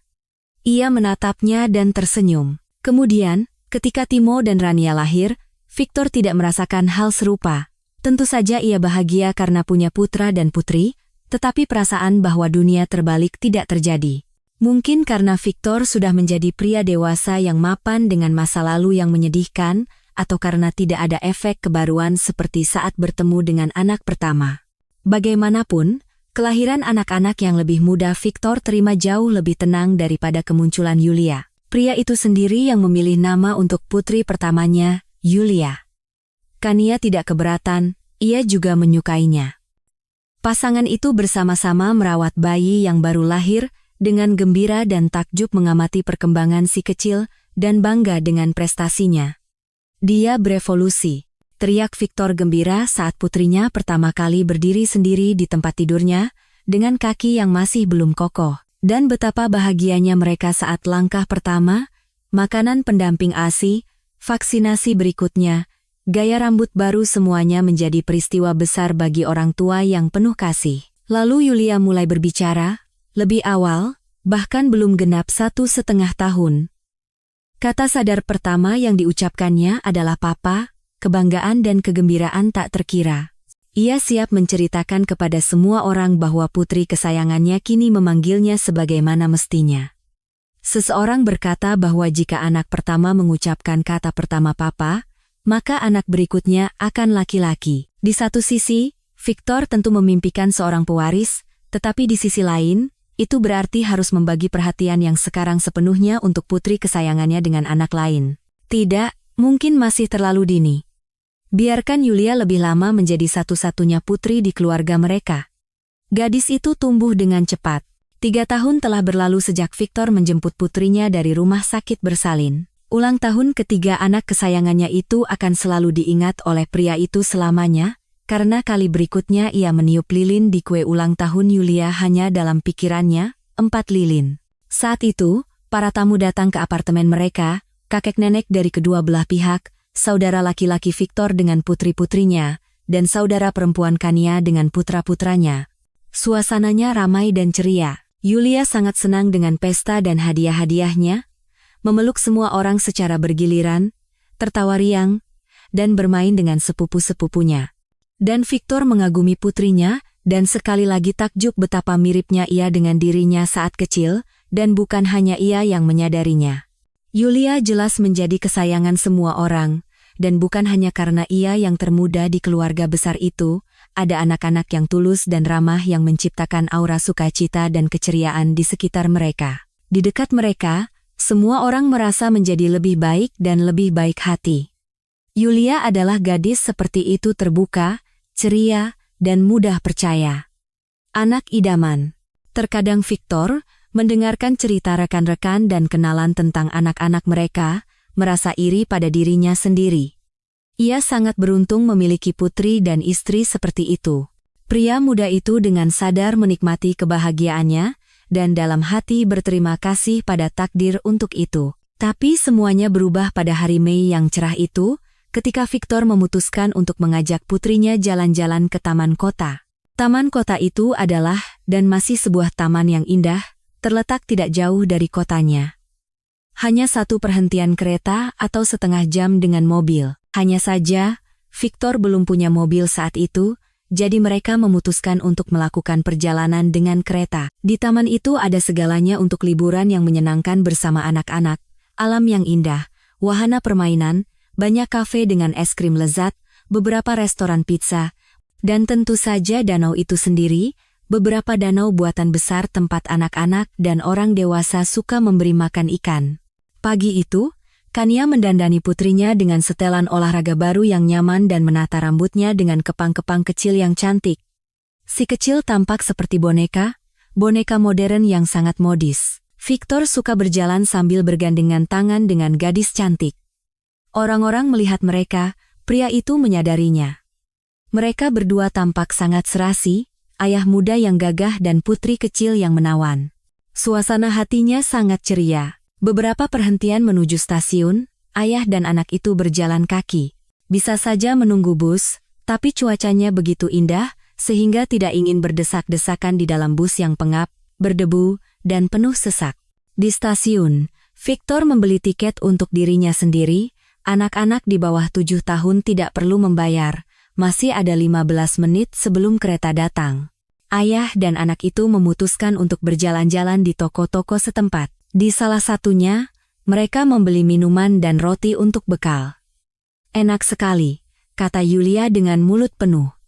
Iya, Victor setuju, tapi tidak sehat. Tapi kita tidak akan sering-sering, sedikit saja boleh. Setelah mengisi perut, pria dan gadis kecil itu melanjutkan jalan-jalan mereka di toko-toko. Di suatu tempat di sini ada kios mainan, barang-barang Tiongkok murahan. Tapi Yulia setiap kali senang dengan boneka atau bola baru dari kios itu, jadi Victor mencari-cari kios yang sudah dikenalnya, ingin menyenangkan putrinya. Tiba-tiba, Yulia melihat papan nama yang indah dan berkilauan, toko aksesoris. Belakangan ini, si kecil menyadari gendernya sebagai perempuan, mulai menyukai kosmetik dan perhiasan ibunya. Gadis itu baru-baru ini menghabiskan parfum kesayangan istrinya, menuangkan sebotol parfum mahal ke blusnya. Ia juga memohon pada orang tuanya untuk menindik telinganya agar bisa memakai anting-anting seperti teman-temannya di taman kanak-kanak. Istrinya berencana membawa putrinya untuk prosedur itu akhir pekan depan. Tentu saja, fashionista cilik itu tidak bisa melewatkan toko yang begitu menarik. Victor dengan senyum mengikuti putrinya. Sambil melihat-lihat pernak-pernik yang berkilauan, Yulia berdecak kagum, membuat Pramuniaga tertawa. Aku mau ini. Ia menunjuk sebuah gelang besar dengan batu-batu cerah. Tidak, lebih baik ini. Kali ini, perhatian gadis itu tertuju pada sebuah tiara berenda. Victor sadar bahwa mereka tidak akan bisa keluar dari sana tanpa membeli sesuatu. Tapi apa yang cocok untuk anak sekecil Yulia? Tidak mungkin memberinya cincin dengan batu akik. Pramuniaga menyelamatkan situasi. Ia mengeluarkan sebuah kotak berisi liontin-liontin kecil dan ringan berlapis perak, berlapis emas, dengan batu-batu kecil dan tanpa. Dan yang terpenting, bentuknya beruang, hati, balerina sesuatu yang cocok untuk anak-anak. Yulia dengan rakus melihat semua keindahan itu. Awalnya matanya bingung, tapi kemudian ia dengan percaya diri mengambil sebuah liontin berbentuk kunci dari tumpukan. Ramping, anggun, ringan. Victor mencatat dalam hati bahwa sepertinya selera putrinya mulai terbentuk dengan baik, pilihan yang bagus. Pramuniaga tersenyum. Ini perak. Sekarang saya carikan talinya agar bisa dipakai di leher. Yulia keluar dari toko dengan bahagia. Ia mengucapkan terima kasih 1000 kali kepada ayahnya dan Pramuniaga. Dan sekarang, saat berjalan di peron, lehernya dihiasi tali dengan kunci perak. Gadis itu membawa dirinya seperti seorang wanita sejati, dan Victor terheran-heran. Sepertinya wanita memiliki cinta pada perhiasan dalam darah mereka, jika anak sekecil ini bisa senang dengan liontin perak. Victor dan Yulia bersenang-senang di taman kota. Mereka memberi makan ikan, naik komedi putar, menikmati es krim dan pizza. Yulia yang supel seperti biasa menemukan teman-teman baru. Ia bermain dengan antusias selama beberapa jam dengan anak-anak lain di taman bermain. Waktu berlalu, saatnya pulang. Kereta akan segera tiba. Yulia dengan enggan mengucapkan selamat tinggal pada teman-teman barunya, menggandeng tangan ayahnya, dan dengan patuh berjalan bersamanya ke stasiun. Di tengah kerumunan yang menunggu, Victor langsung melihat mereka, 3 pemuda berusia sekitar 20-an. Mereka bersikap kurang ajar dan seenaknya, mengumpat tanpa peduli kehadiran anak-anak kecil, dan tak ada yang berani menegur mereka, cari penyakit saja. Victor juga diam. Lebih baik menjauh dari orang-orang seperti itu. Jangan sampai berkelahi di depan Yulia. Ia tidak bisa membiarkan putrinya mengalami stres seperti itu. Jadi, Victor dengan bijaksana menjauh dari gerombolan yang mencurigakan itu. Sialnya, ketiganya ternyata satu gerbong dengan mereka. Di kereta, mereka tetap bersikap kurang ajar dan seenaknya. Para pemuda itu duduk di ujung lain gerbong dan tidak melewatkan kesempatan untuk menggoda penumpang lain. Orang-orang berusaha tidak menanggapi. Semua mengerti bahwa itu akan menjadi alasan untuk tindakan yang lebih aktif dan jelas tidak aman dari para pengganggu ketertiban itu. Victor menatap termenung pada ladang dan hutan yang berlalu. Matahari sudah mulai terbenam. Yulia lelah setelah berjalan-jalan dan penuh kesan, lalu tertidur. Ia begitu manis, begitu tak berdaya. Victor tersenyum menatap putrinya, ia tidak akan membangunkannya. Ketika kereta tiba di stasiun, pria itu akan dengan hati-hati menggendongnya dan membawanya pulang, seperti yang sudah sering ia lakukan. Gadis itu masih begitu kecil, begitu ringan, seperti bulu. Benarkah si mungil ini suatu saat akan berubah menjadi gadis dewasa? Pasti ia akan menjadi sangat cantik dengan mata biru seperti itu. Tiba-tiba ia ingin merokok. Untuk itu, ia harus keluar ke bordes. Selagi putrinya tidur, ia bisa memanfaatkan situasi. Pria itu menyelimuti gadis itu dengan jaketnya. Saat itu, ia tidak pernah berpikir bahwa ia melakukannya untuk terakhir kalinya. Rasanya hanya pergi beberapa menit. Apa yang bisa terjadi dalam waktu singkat itu? Deru roda yang ritmis menenangkan, membawa kenangan masa kecilnya sendiri, ketika ia, seperti Yulia sekarang, bepergian dengan ayahnya di kereta, tapi bukan untuk jalan-jalan ke taman, melainkan ke desa untuk mengunjungi kakek neneknya. Sekarang ia sendiri sudah menjadi ayah. Pintu tiba-tiba terbuka, 3 pemuda yang membuat keributan di peron dan di gerbong itu masuk ke bordes. Victor menegang. Sesuatu memberitahunya bahwa ini bukan kebetulan. Tidak ada hal baik yang bisa diharapkan. Salah satu pemuda itu meminta rokok untuk mereka semua. Victor tidak membantah dan memberikan 3 batang. "Terima kasih banyak," jawab si peminta dengan sopan yang berlebihan, yang tampaknya adalah pemimpin mereka, bahkan membungkuk dengan gaya teatrikal. Victor mengangguk dan hendak pergi, tapi jalannya dihalangi oleh yang paling tua dari kelompok itu, seorang pria berusia 30-an. "Tunggu," pinta si pemimpin, "kami ada urusan denganmu. Di stasiun tadi kami lihat dompetmu tebal. Bagi-bagi dong, bro." Victor sadar bahwa masalah kini tak terhindarkan. Memberi mereka uang? Tapi apa jaminannya mereka akan pergi setelah itu? Dan jika ia memenuhi permintaan mereka, keluarganya tidak akan punya uang untuk hidup sampai akhir bulan. Terlibat perkelahian, tapi kekuatannya tidak seimbang. Dan akan timbul keributan, Yulia akan ketakutan. Sementara pria itu berpikir, si pemimpin sudah memutuskan segalanya untuknya. Ia melayangkan tinju ke rahang Victor. Kilatan cahaya menari-nari di depan matanya, kepalanya pusing. Pria itu, tanpa pikir panjang, secara otomatis membalas pukulan itu. Victor pernah berlatih tinju dari usia 10 hingga 16 tahun. Pukulan hook kirinya mendarat dengan telak. Penyerang itu memegangi kepalanya, terhuyung, nyaris jatuh. Tapi 2 bajingan lainnya langsung menyerang pria itu. Pukulan menghujani dari segala arah. Victor dipukuli di kepala, ditendang di punggung, di perut. Ia tidak bisa bertahan, merosot ke lantai bordes yang dingin dan kotor. Ia mencoba melindungi kepalanya dengan tangan, tapi kaki dan tinju para preman itu tetap menemukan sasarannya. Pada suatu saat, pria itu sadar bahwa ia akan pingsan. Telinganya berdenging aneh, matanya gelap. Victor terjerumus ke dalam kegelapan yang menakutkan namun menyelamatkan, di mana tidak ada rasa sakit dan takut. Pria itu sadar di rumah sakit. Ia membuka mata dan langsung memejamkannya lagi. Dinding dan perabotan yang serba putih, ditambah cahaya matahari terang yang masuk ke ruangan melalui jendela yang terbuka lebar, menyilaukan dan menyebabkan sakit kepala. Ia berada di kamar rumah sakit, seluruh tubuhnya sakit, seolah-olah baru saja ditabrak kereta. Mungkin memang begitu.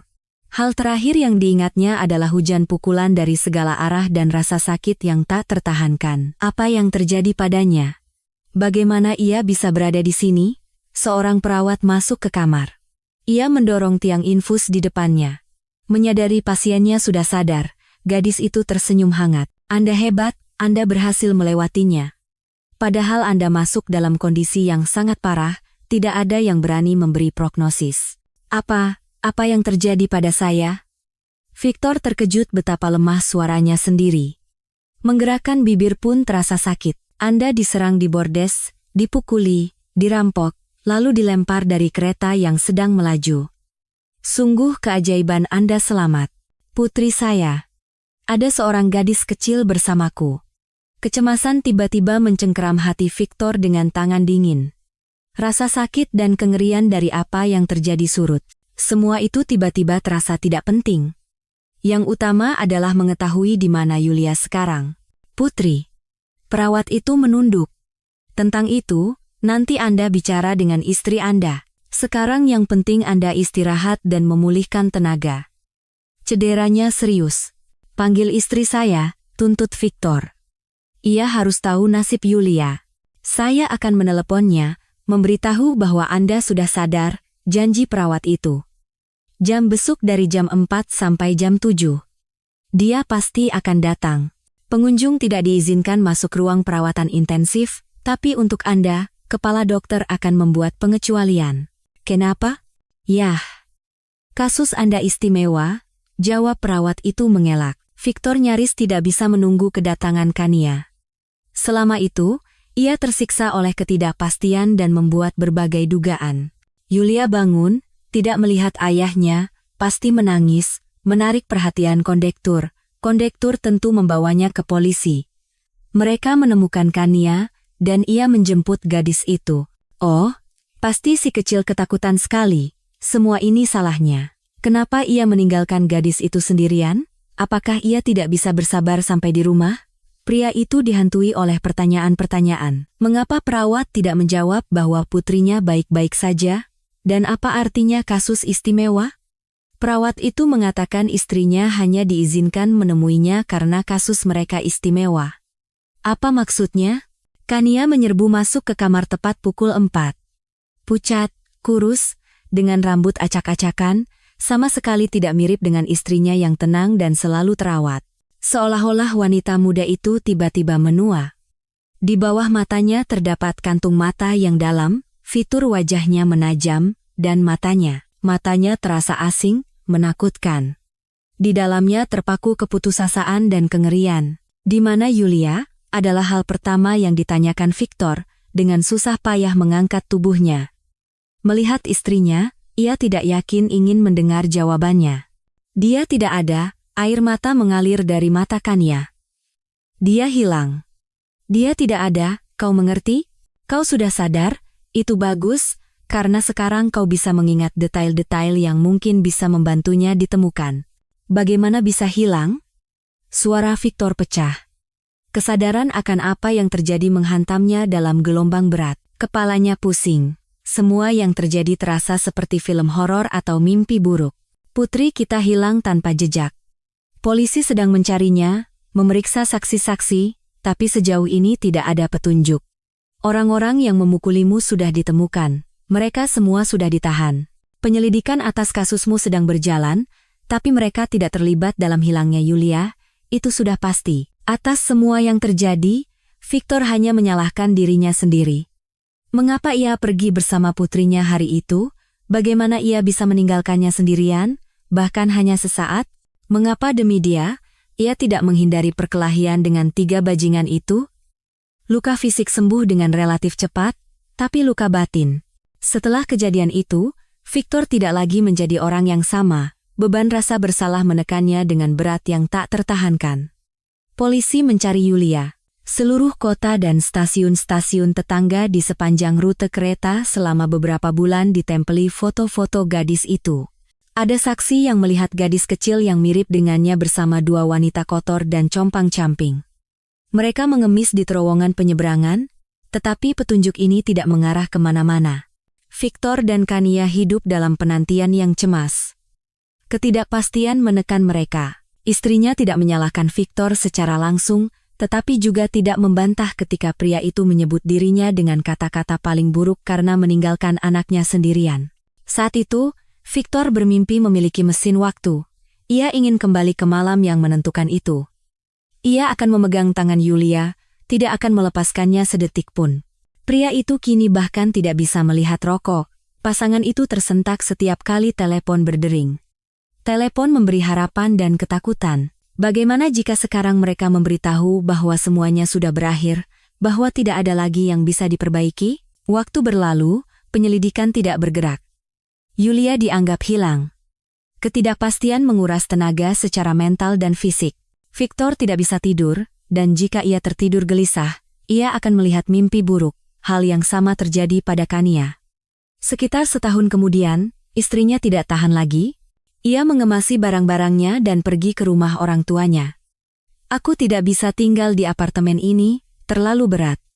Di sini ada barang-barangnya, dan kau, jelaskan ia. Victor tidak mencoba menahannya. Ia mengerti bahwa istrinya tetap menyalahkannya atas apa yang terjadi pada putri mereka, dan ia setuju dengannya. Siapa lagi yang bersalah selain dia? Victor tinggal sendirian di apartemen yang kosong, yang dulunya begitu nyaman dan hangat. Tidak ada yang bisa memberinya kelegaan, baik berjalan kaki 20 km sehari maupun menenggelamkan diri dalam pekerjaan. Victor tidak bisa makan, makanan terasa tersangkut di tenggorokan. Ia langsung berpikir, aku duduk di sini, di dapur yang terang, di depan sepiring makaroni, tapi di mana Yulia sekarang? Apa yang ia makan? Bagaimana kabarnya? Bahwa putrinya masih hidup, Victor mulai meragukannya hanya setelah 3 tahun pencarian tanpa hasil. Saat itu, ia sudah berubah menjadi bayangan dirinya sendiri. Pria itu tahu dari teman-teman mereka bahwa Kania masuk rumah sakit, tidak tahan dengan tekanan. Ia merasa dirinya juga mendekati titik yang sama. Penyelamatan datang secara tak terduga. Suatu hari, tetangga dari lantai 2, seorang pria marginal berusia 40-an, datang bertamu dengan sebotol minuman keras murahan. Victor punya makanan ringan. Perasaannya menjadi tumpul, dunia tampak berwarna baru. Pria itu untuk pertama kalinya dalam beberapa tahun merasakan semacam kelegaan. Tentu saja, keesokan paginya, keputusasaan dan rasa bersalah kembali menghantam dengan kekuatan baru. Ditambah lagi dengan mabuk yang parah, tapi Victor sudah tahu apa yang harus dilakukan. Begitulah pria itu menjadi pecandu alkohol. Ia segera kehilangan pekerjaannya. Tentu saja, siapa yang butuh karyawan seperti itu?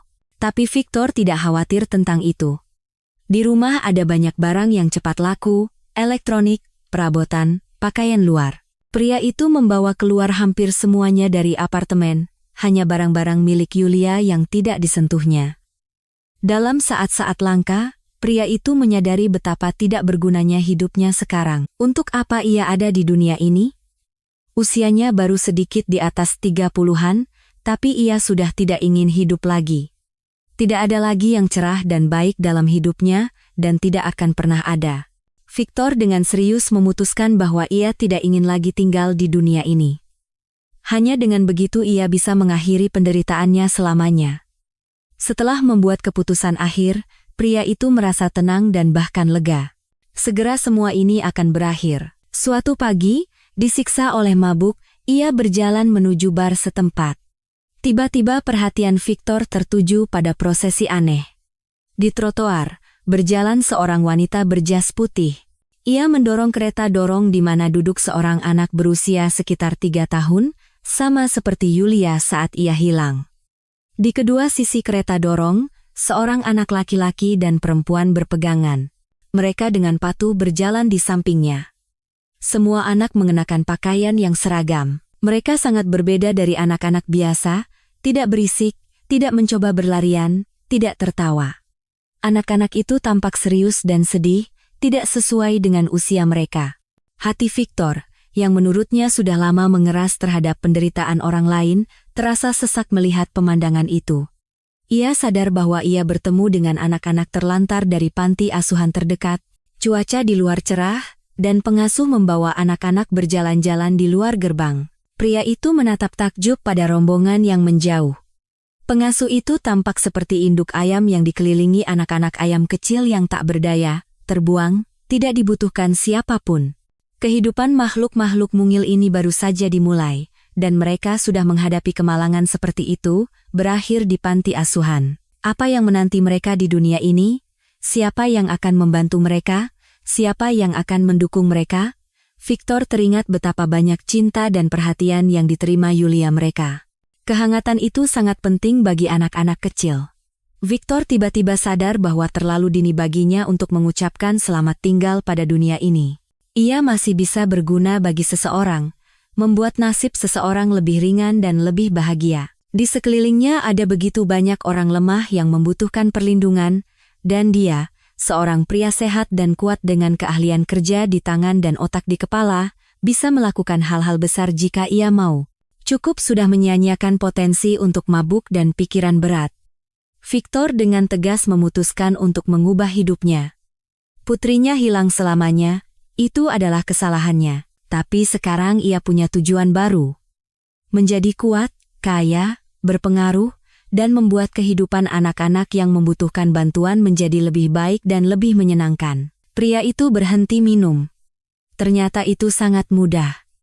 Ia kembali bekerja di pabrik, bekerja 3 kali lebih keras, menabung, dan mendapatkan pengalaman. Beberapa tahun kemudian, ia membuka perusahaan renovasi dan konstruksi pertamanya. Karyawannya ia rekrut dari rekan-rekan kerjanya sendiri. Uang untuk material dan peralatan paling penting sudah ia tabung. Begitulah perjalanannya, di dunia bisnis dimulai. Ia harus belajar, beradaptasi, menyelesaikan masalah yang muncul di setiap langkah, tapi semuanya berhasil. Perusahaan tumbuh dan menguat. Segera ia harus membuka cabang, lalu cabang berikutnya. Awalnya, apartemen Victor menjadi kantornya, tetapi beberapa waktu kemudian, menjadi jelas bahwa saatnya menyewa gedung terpisah. Omset perusahaan tumbuh pesat, jumlah klien dan staf meningkat dengan kecepatan yang sama. Victor punya uang. Sebagai seorang pekerja pabrik, pria itu merasa penghasilannya cukup baik, tetapi sekarang ia memiliki kemungkinan yang sama sekali berbeda. Victor bisa dengan tenang membeli mobil impor mahal di dealer, terbang ke laut yang hangat kapan saja, dan membeli rumah besar semuanya sekaligus. Tetapi pria itu tidak terburu-buru untuk memanjakan dirinya dengan kemewahan itu. Ia terus tinggal di apartemen lamanya dan mengendarai mobil sederhana. Sebagian besar penghasilannya Victor gunakan untuk pengembangan bisnis, agar di masa depan memiliki pendapatan yang lebih besar lagi, dan setiap bulan ia menghabiskan dana yang tidak sedikit untuk panti asuhan dan rumah sakit, mentransfer uang ke yayasan bantuan anak-anak sakit. Ia juga setiap bulan mentransfer uang ke rekening Kania. Istrinya menderita penyakit saraf yang membutuhkan pengobatan mahal. Pria itu menyamarkan bantuannya, Kania mengira ia menerima tunjangan dari pemerintah. Victor tidak yakin mantan istrinya akan menerima uang darinya. Omong-omong, Kania menikah lagi dengan seorang pegawai perpustakaan yang sederhana, seorang pria yang jauh lebih muda darinya. Mereka memiliki seorang putra.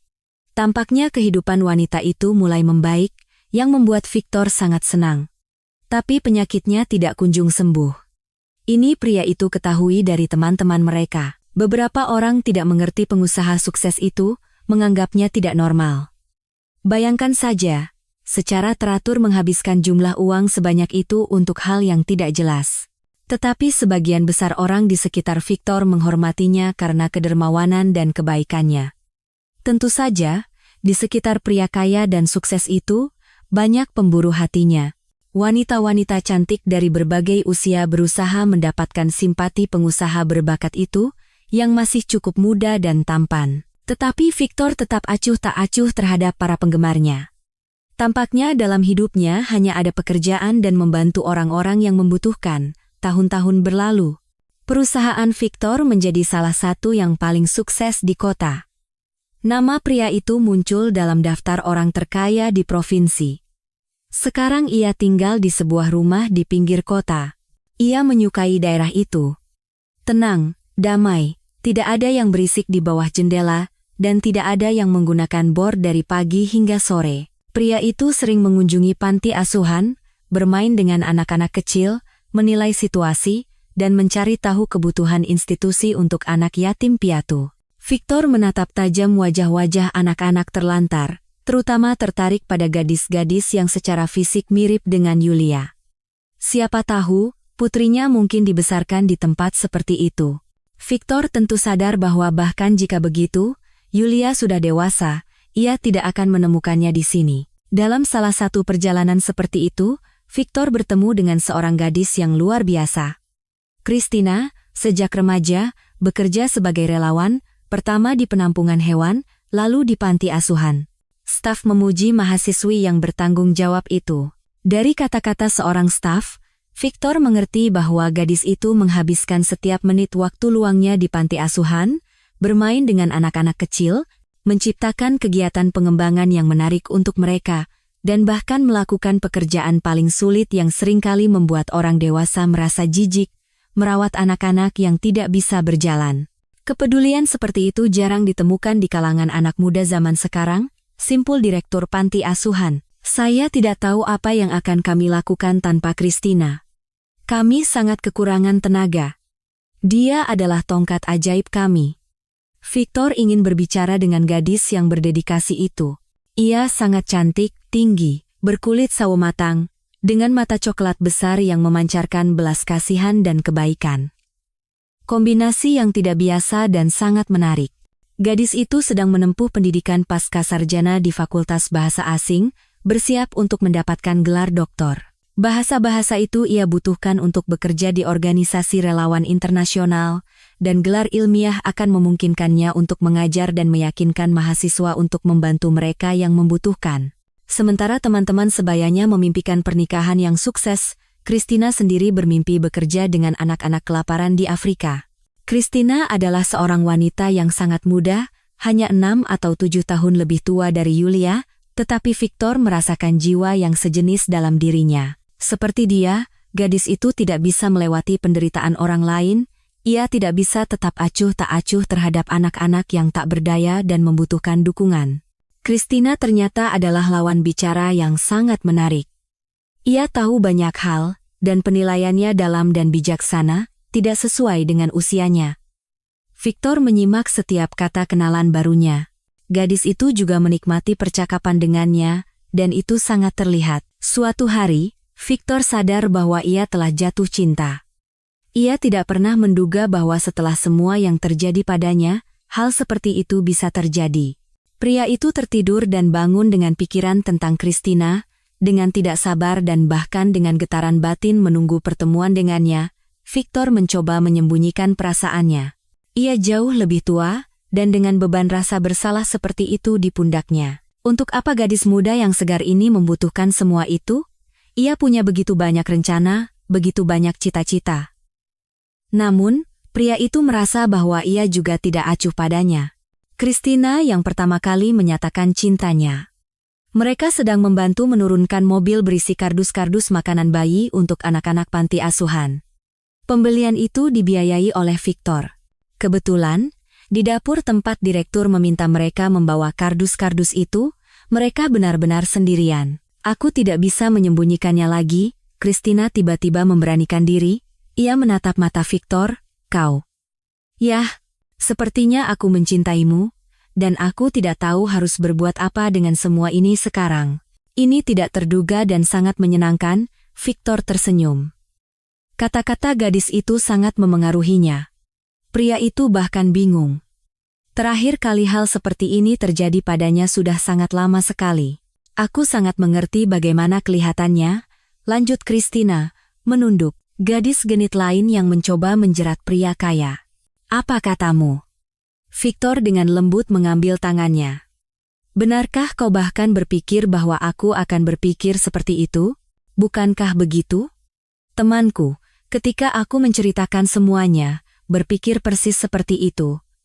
Dia bahkan memujiku karena kebijaksanaan duniaku. Berarti temanmu itu sama sekali tidak mengenalmu. Victor senang dengan kesempatan untuk akhirnya secara terbuka mengatakan perasaannya kepada Christina. Kau adalah orang paling luar biasa yang pernah kutemui. Cerdas, baik hati, peduli, tulus. Aku juga tidak percaya ada orang sepertimu, seru gadis itu. Aku jauh dari sempurna, tapi aku mencintaimu. Sudah lama. Aku tidak mau mengatakannya agar tidak membuatmu khawatir tanpa alasan.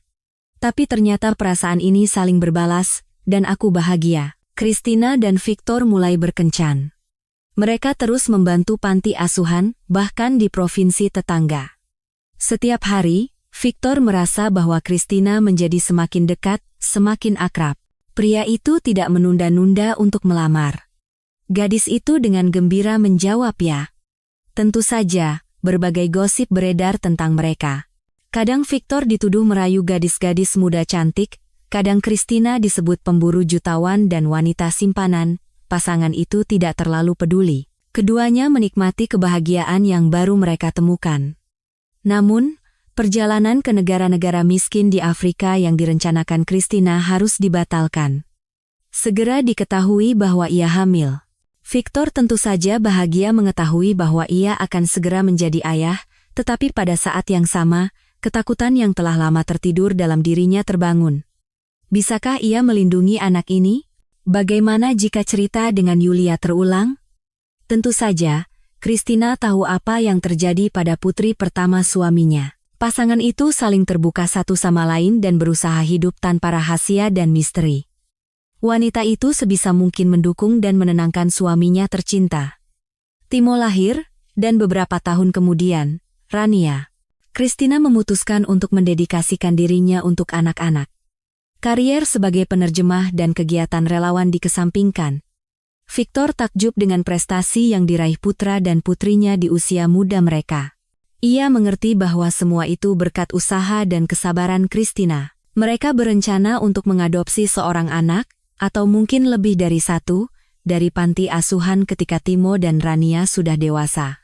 Setelah menjadi seorang ibu, Christina menyadari betapa sedikitnya perhatian dan kehangatan yang diterima anak-anak panti dari para relawan, pengasuh, dan pembantu lainnya. Ia memiliki ide baru. Memberikan setidaknya kepada beberapa anak dari lembaga negara itu masa kecil yang utuh dan bahagia. Victor setuju dengan istrinya. Pikiran tentang Yulia masih setiap hari berputar di kepalanya. Ia sudah menjadi wanita dewasa. Di mana putrinya sekarang? Bagaimana hidupnya? Setelah menjadi pengusaha kaya, Victor kembali mencoba mencari Yulia. Ketika kau kaya, kau memiliki kemungkinan yang sama sekali baru. Pria itu menyewa detektif swasta, tetapi itu juga tidak membuahkan hasil. Sudah terlalu lama sejak hilangnya anak itu. Para detektif yang berkualitas tidak menemukan petunjuk apapun. Hari itu, Victor datang ke kantor lebih awal. Ia harus menyelesaikan beberapa laporan sebelum jam kerja dimulai. Pria itu tidak suka berlama-lama di kantor sampai larut malam. Ia lebih baik bekerja di pagi hari. Karena itulah ia meninggalkan tumpukan kertas di meja kemarin. Satpam dengan sopan menyapa bosnya. Victor mengangguk dan berjalan menuju tangga. Dari atas terdengar suara khas. Petugas kebersihan sedang mengepel lantai di lantai 2. Udara dipenuhi bau khas pembersih. Jalan Victor terhalang oleh sebuah ember. Ia mencoba melewatinya. Petugas kebersihan, seorang wanita muda dengan wajah lelah, melihatnya, helai rambut pirang keluar dari bawah penutup kepalanya. Ia bergegas menyingkirkan ember agar bosnya lebih mudah lewat. Victor sudah terbiasa dengan sikap hormat yang berlebihan seperti itu. Entah kenapa, wanita ini menarik perhatiannya. Begitu muda, cantik, wajah yang cerdas dan terbuka. Benarkah ia tidak bisa menemukan pekerjaan yang lebih baik? Aneh. Hati-hati, lantainya licin, kata petugas kebersihan dengan nada sedikit bersalah. Belum sempat saya keringkan. Saya kira belum akan ada orang di sini secepat ini. Tidak apa-apa, Victor tersenyum. Dan kemudian, matanya tertuju pada benda yang familiar dari masa lalu yang sangat jauh. Di dada petugas kebersihan itu tergantung sebuah kalung perak dengan liontin berbentuk kunci yang anggun. Perhiasan inilah yang Victor beli pada hari yang mengerikan itu, saat Yulia hilang. Pria itu menatap tajam pada liontin itu. Petugas kebersihan merasa canggung.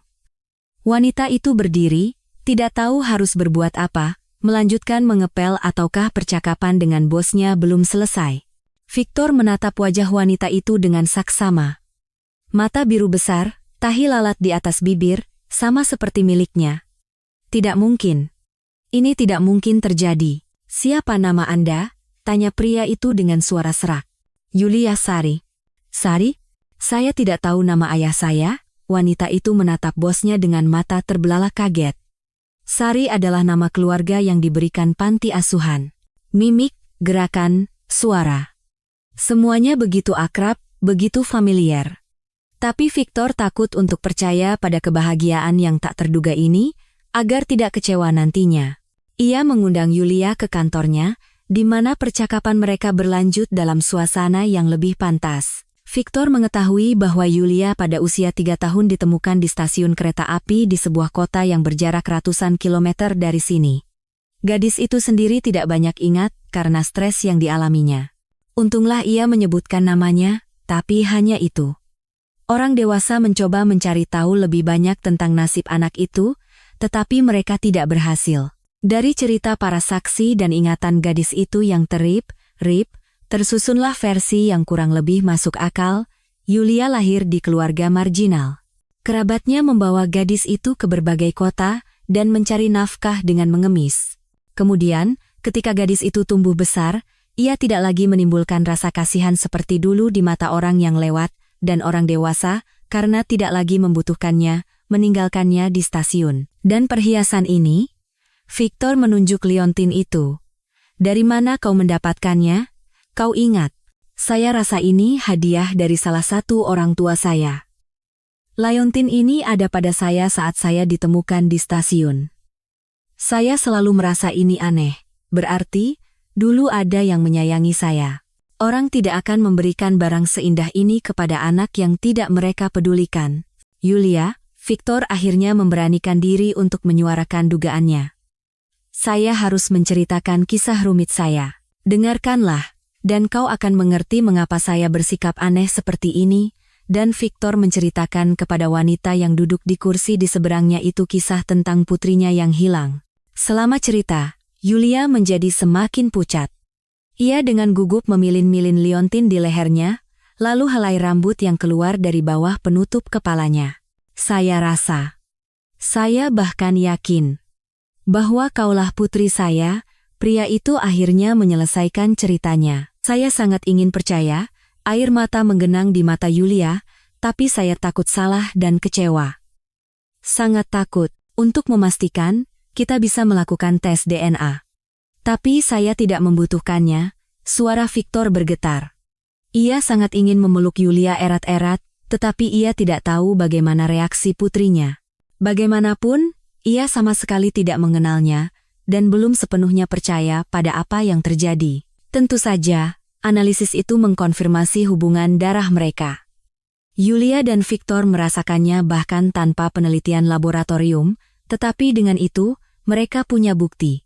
Victor merasakan kelegaan yang luar biasa, hidup kembali bersinar dengan warna-warni cerah. Pria itu sudah lupa bagaimana rasanya. Beban yang menekannya selama bertahun-tahun akhirnya terangkat dari pundaknya. Di sampingnya ada Yulia, putrinya yang luar biasa cantik. Terlebih lagi, ia sudah menjadi seorang kakek. Ia punya cucu perempuan, Vera. Perasaan yang menakjubkan. Putrinya telah mengalami kehidupan yang sulit. Mendengarkan ceritanya, Victor merasa putus asa karena tidak bisa melindunginya dari semua kesulitan itu. Tapi sekarang, semuanya akan berbeda. Yulia tidak perlu lagi menderita. Ia akhirnya akan menjadi pelindung dan sandaran yang andal untuknya dan cucunya. Dengan Yulia dan hasil tes DNA yang telah diverifikasi, Victor datang ke rumah Kania. Wanita itu menangis, tertawa, memeluk putrinya. Tampaknya Yulia mengingat ibunya. Ia memeluknya dan juga menangis. Kania terlihat jauh membaik setelah kemunculan putrinya. Victor menempatkan Yulia di perusahaannya sebagai asisten direktur, menciptakan posisi khusus untuk putrinya.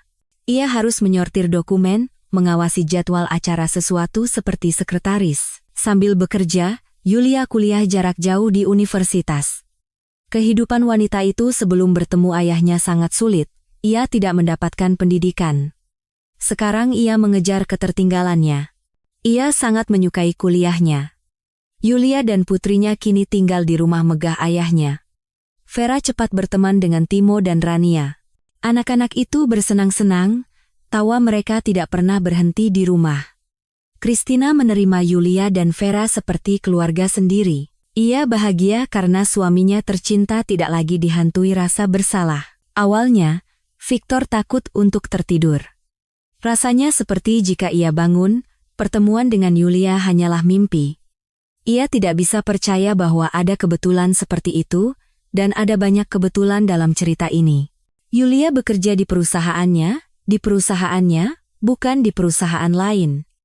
Victor datang ke kantor lebih awal dari biasanya, dan memperhatikan liontin di leher petugas kebersihan. Omong-omong, selama bertahun-tahun ini, putrinya bisa saja kehilangan perhiasan itu 100 kali, tetapi ia menyimpannya dan, terlebih lagi, terus memakainya.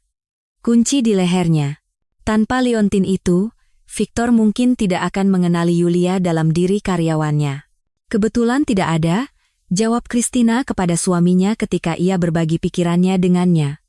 Semua ini adalah rangkaian keteraturan, semuanya terjadi sebagaimana mestinya.